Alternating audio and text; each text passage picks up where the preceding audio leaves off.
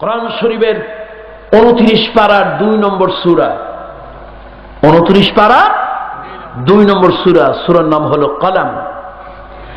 নুন ওয়াল কলমি ওয়া মা ইয়াসতুরুন মা আনতা বিনি'মাতি রাব্বিকা বিমাজনুন।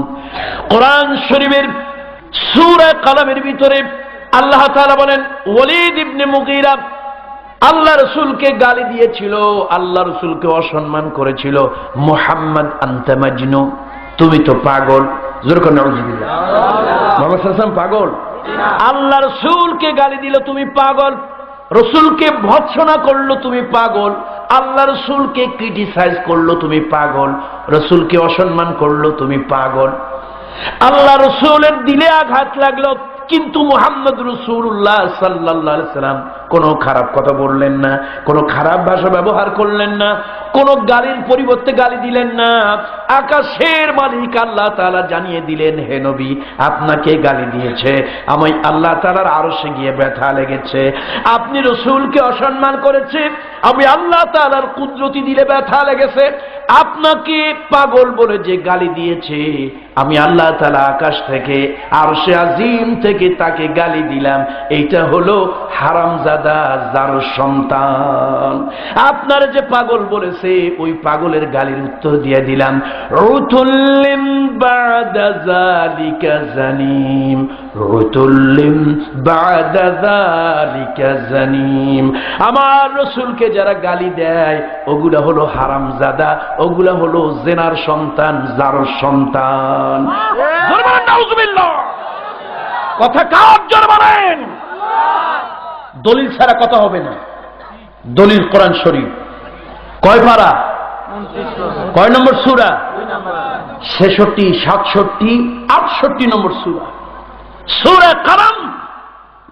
সুতরাং এই যুগেও যদি আল্লাহ রাসূলকে কেউ গালি দেয়, সে তসলিমা নাসরিন হোক, হুমায়ুন আজাদ হোক, আহম্মক শরীফ হোক, যেই হোক, ব্যক্তি হোক আর মন্ত্রী হোক, এই যুগেও রাসূলের শানে কেউ যদি গালি দেয়, কোরআন শরীফে আল্লাহ তাআলা তাকে গালি দেয়, এগুলো সব জেনার সন্তান, হারামজাদা, অবৈধ, জারর সন্তান। জোরে বলেন ঠিক কিনা?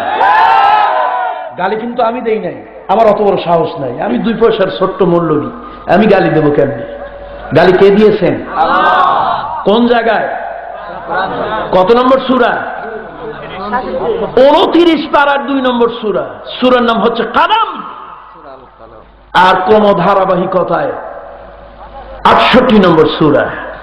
মনে থাকবে তো আপনাদের?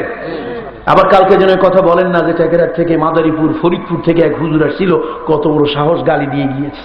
গালি কিন্তু আমি দেইনি, আবার বলতেছি। কে দিয়েছেন? আল্লাহ। আরশের মালিক আল্লাহ তাআলা দিয়েছেন।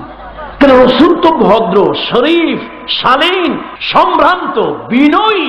আল্লাহ রাসূলকে কেউ কামড় দিলে, আল্লাহ রাসূল তো তাকে কামড় দিতে পারেন না। আল্লাহ রাসূলকে কেউ তুচ্ছ তাচ্ছিল্য করলে, হুজুর তার সাথে তুচ্ছ তাচ্ছিল্য আচরণ করতে পারেন না। রাসূলকে কেউ আঘাত করলে, আল্লাহ রাসূল ওই আঘাতের প্রতি উত্তর আঘাত দিতেন না। কিন্তু আরশের মালিক ছেড়ে দেবে? আকাশের মালিক ছেড়ে দেবে না। আমি দুনিয়ার শয়তানদেরকে বলি, খোদাদ্রোহীদেরকে বলি, ইমানদারেরা আছে বলে তোরা আছিস। ইমানদার যদি না থাকে, একটা শয়তান আর দুনিয়ায় থাকবে না। জোরে বলেন ঠিক কিনা? আপনাদের অঞ্চলে বিয়ে শাদী হয় না? ওই বিয়ে করার জন্য যে যাত্রীরা যায়, কি বলেন আপনারা এটারে? বর যাত্রী। কয়জন যায়? আরে অনেক। কত? 2000, 3000? কত? 20, 30, 40, 50, 60, যাই হোক। এই 60 জনে কি বিয়ে করতে যায়? বিয়ে করে কয়জন? একজন। যায় কয়জন? 60 জন। আচ্ছা, তাহলে বিয়ে একজন করলো, 59 জন ফাও গেল। এখন যিনি বিয়ে করবে তাকে নিলেন না, 59 জন গিয়া গেটের সামনে দাঁড়াইয়া বললেন, তাওই সাহেব, বিয়ে সাহেব, এই যে ছেলেটা বিয়ে করবে, ওর একটু জরুরি কাজে এই শেরপুর অথবা ওই জামালপুর পাঠাইছি, ইনশাআল্লাহ কালকে চলে আসবে। আমরা সবাই আসছি, কেউ বাকি নাই। মেয়ের বাবা কি বলবে বলেন তো? খুব আদর করে খাবার দেবে? বরং ছেলে পেলেদেরকে বলবে, লাঠি সোটা যা আছে আন, এই ভদ্রলোকদেরকে একটু সাইজ করি, সাইজ। বেটা, যার জন্য সিন্নি খাইলি, মোল্লা চিনলি না, আজকে আয়োজন যার জন্য করেছি, তারে রেখে তোমরা কি চেহারা দেখাইতে আসছো? তাহলে 20 জন, সাথে যায় কয়জন? এবার আসেন, সবার কি এক খাবার না বরের একটু আলাদা আছে? কি দামি খাবার, হ্যাঁ, রিচ ফুড, একেবারে পুরো আস্ত কোরমা মুরগি। এখন বরের সামনে যখন দিয়েছে, বরের পাশে কারা আছে? চাচতো ভাই, মামাতো ভাই, দুলা ভাই, খালাতো ভাই, তালতো ভাই চতুর্পাশে বসেছে। যার জন্য দিয়েছে সে কিন্তু খায় না, মুখের মধ্যে কি রুমাল দিয়েছে। যদি বেশি খায় তাহলে লোকেরা বলবে জামাই তো বড় রাক্ষস। এই জন্য কি হাংরা, মাশাআল্লাহ, এটা একটা শিখলাম, হাংরা, জামাই তো বড় হাংরা। তো এখন এই জন্য জামাই মুখের মধ্যে রুমাল দিয়ে আস, পাশের লোকেরা কারাকারি, মারামারি, পাড়াপাড়ি, ধরাধরি, সেড়াছেড়ি। কথা ঠিক না ভুল? কিন্তু সব কাজ কার জন্য? কার জন্য?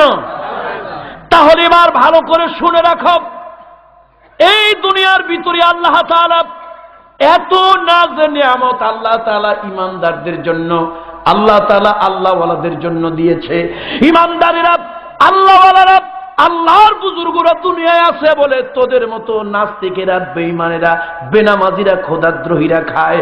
ইমানদার একজন লোক যদি দুনিয়ার বুকে না থাকে, আসমান আর জমিন কখনো ঠিক থাকবে না, একটার সাথে আরেকটা লেগে যাবে, সঙ্গে সঙ্গে কিয়ামত কায়েম হয়ে যাবে। এই দুনিয়ার নাজ নেয়ামত কার জন্য যারা বলেন?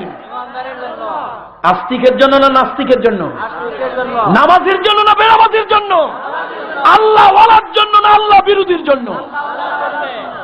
আল্লাহ ওয়ালারা খায় না, পায় না, আর যারা কারাকারি, মারামারি, পারাপারি, ধরাধরি করে ওদের জন্য না। সুতরাং বড় বড় গাড়িতে চড়ে, এসি বাড়িতে থেকে, বড় বড় অফিসের চেয়ার দখল করে, বড় বড় জায়গায় থেকে খবরদার আল্লাহ রাসূল বিরোধী কোনো কাজ কারবার করবা না। মনে রাখবা, ওই রিকশাওয়ালা, ঠেলাওয়ালা, কুড়ি, মুঠি মজুর, ওই তালিবুল ইলম, ওই গরিব আলেম, ওই ইমাম, ওর জন্য তোরা বেঁচে আছিস। কত ঠিক কিনা জোরে বলে?